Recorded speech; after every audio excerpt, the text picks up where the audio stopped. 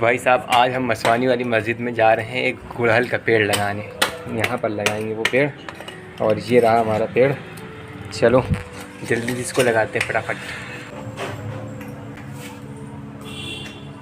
तो भाई फाइनली गड्ढा हो चुका है रेडी और अब जा रहे हैं पेड़ लगाने इस पर। ये अपने घर का पल्ला बड़ा पेड़ है, इसकी किनारे किनारे की प्लास्टिक हटा देते हैं। बिस्मिल्लाहिर्रहमानिर्रहीम। निकल आया, वो शानदार पेड़ है, अच्छा सा ग्लो करता हुआ। देखो सीधा है ना पेड़? हाँ पर ठीक है। चलो अब बस मिट्टी डाल देते हैं इस पे। भाई साहब फाइनली पेड़ लग चुका है यहाँ पर और पानी डाल लेते हैं थोड़ा सा।